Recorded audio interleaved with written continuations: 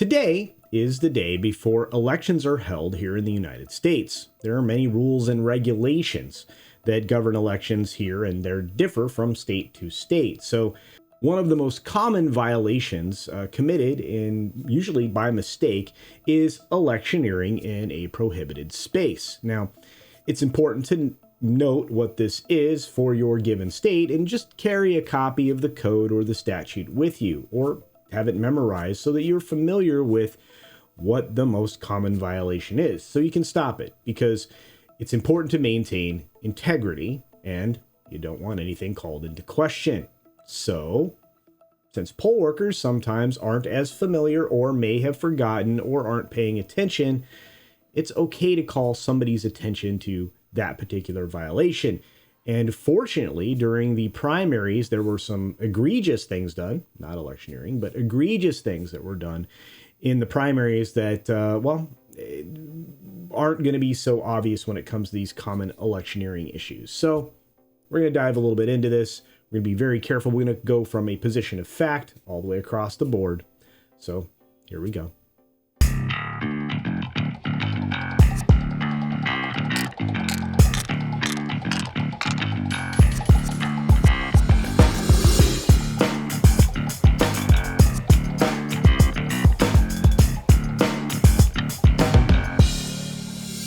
Now, being direct with you, I was tempted to use this entire segment in a completely different way, to solely cover a recent poll tampering issue that happened in Colorado by a Democrat named Richard Patton. During the primary election on June 28th, Mr. Patton allegedly inserted a USB thumb drive into a voting machine in Colorado. In that particular state, that's a felony, and it took until Thursday of this last week for anybody to bring up charges and arrest Mr. Patton. Now, this story, as you can see, was taken from the newspaper, an authoritative source, an extreme left-leaning bias, authoritative source, by the way, the Washington Post, and I did that for a reason. I did it so as to avoid any undue action by any entity where this video may be served. In other words, these are the approved facts around what occurred. Again, this alleged crime. Now, and of course, I am nothing if not fair. As such, in a story from NBC News, another leftist-leaning biased journalism, authoritative source, in a Michigan primary on August 7th, an election worker named James Donald Hulkbor, I think, a Republican, by the way, allegedly did a similar thing. He actually is charged with falsifying election records and using a computer to commit a crime. A witness actually accused him, and witnessed him, I should say, of putting a thumb drive into the electronic poll book, which is a record of all the voter registration data. Now, of course, that didn't do anything because that's just a repository of who is allowed to vote in a given area. But apparently it also had some very sensitive files on it. Now, it wasn't connected to a network, an outward network, and it wasn't in any way threatened. So that primary went off without a hitch. And again, the same thing happened in Colorado. And again, fair is fair, so we talk about both. Like I said, these stories are not what this video is about. That's why I started it the way that I did. This video is about everyone going out to legally vote. Legal voting is important in this country, the United States of America. If you can legally cast a vote, you absolutely should. Absolutely should. But the responsibility of understanding the issues, which is important when you vote for something, by the way, understand it completely, what it's going to do, what it may cost you, etc., etc. And that actually is what it is. It's a process. Everything leading up to casting your preference, your vote, is obviously very important, but this includes understanding the laws that actually govern your polling places. And now, we've arrived at the point of this particular video. So Toxic Man Flu is going to be happy because I got there really quickly. And I just want to say, hey, Tox. Anyway, electioneering, or the term electioneering, refers to the act of campaigning to influence the result of an election in favor of a particular candidate or of a particular party. You may have been subject to this for the better part of 6 months, maybe longer, without even being very much aware of it. Campaign ads, yard signs, browser pop-ups, social media contacts, etc., those are all methods of electioneering, and it's perfectly legal. You can do that all day long, but there are places you can't do it.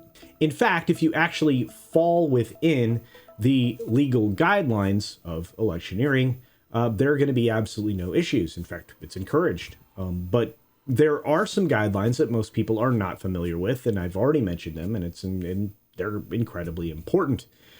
There are specific boundaries and rules when it comes to where electioneering is actually prohibited. It can't be done. They absolutely vary by state to state because of statute or law, and those rules are very clearly defined, and when they're violated, they do need to be brought to somebody's attention. In the description of this video, if you look down below, there's a link, and it breaks down what those boundaries and rules are. This list is broken down by state, and it outlines the particular code or statute that's applicable to that state. So take a look at it. On hand at your polling location, there will be volunteers that are helping to keep the process running smoothly. They cannot direct you what or who to vote for, but they're there to essentially make sure that you know how to properly mark and submit your preference. That's their job. Also on hand will be watchers. These are additional sets of eyes that are looking for violations of rules, codes, and statutes, but even they can miss things sometimes. And this is why you must also be privy to what is and what is not above board. The people are not usually the problem when it comes to electioneering, believe it or not. It's usually signage or soliciting votes within the prohibited zones. Strangely enough, however, a recent Supreme Court decision, this is going back to 2018, Minnesota Voters Alliance versus Mansky, found that a Minnesota election law was actually unconstitutional. That election law tried to prohibit political apparel from being worn inside of polling places, and essentially that was far too broad, and it actually tread on free speech rights. So Justice Ginsburg, along with 6 other justices in a ruling that was 7-2, knocked down that particular law, or the enforcement of it, since it was unconstitutional. Now, some interesting facts came to my attention when I was researching this video that I thought I would share, beyond obviously that Supreme Court decision, because there's some other things that may have been affected by that. 16 states right now prohibit campaign apparel, buttons, stickers, and placards. And we just talked about that. The question is, after 2018, what happened? That's going to vary by state, and you're going to have to look at it. And it could draw into question anybody saying anything about the Supreme Court essentially saying you can't have an overly broad law that covers political apparel. So, kind of interesting. 37 states, this is a new number, 37 states prohibit campaign materials, such as signs, banners, and literature, being obviously within a certain area of the polling place. 28 states prohibit influencing voters directly by soliciting votes or political persuasion, and again, all within this zone. 17 states prohibit circulating petitions or soliciting signatures within the polling place. That makes sense, although a lot of people will try to do that right outside of that area if they can get away with it. 10 states actually prohibit the projection of sounds referring to candidates or particular issues. That makes a lot of sense too, because sound can obviously violate a physical barrier or distance from the polling place. 6 states actually, well, they prohibit polls or exit polls. So you're not allowed to be asked whether or not you voted or, well, who you voted for or what you voted for, because in those 6 states, it's illegal. 9 states prohibit loitering. Well, that makes sense. You don't want a bunch of people just hanging out outside of the polling place. Of course, I guess standing in line is a form of loitering, so I imagine that's a judgment call by sheriffs, etc., etc. No, it's not. It's perfectly fine. I'm kidding. 10 states, 10, not all, but 10, prohibit voter intimidation, interfering with a voter. Well, that makes a lot of sense. And then, of course, 10 other states prohibit obstructing the entrance or hindering a voter from entering a polling place. So that makes a lot of sense, too. I guess the point of the video overall, outside of all of this stuff, is to just familiarize yourself with the rules, codes, and statutes that govern your polling place, and just make sure everything stays above board. It's not that hard to do, and you don't have to make a big stink. You just have to reach out to one of the workers and say, hey, I think this violates this code. I think this violates this statute, whatever it is.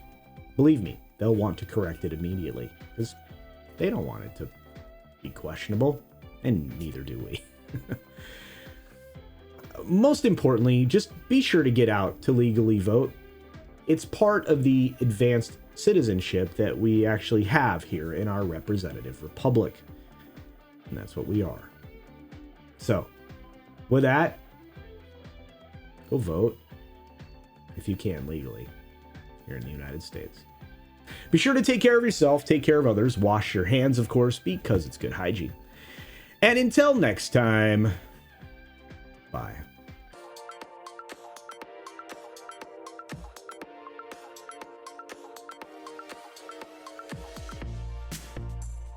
And don't forget to check out my Rumble at rumble.com/CultureCasino.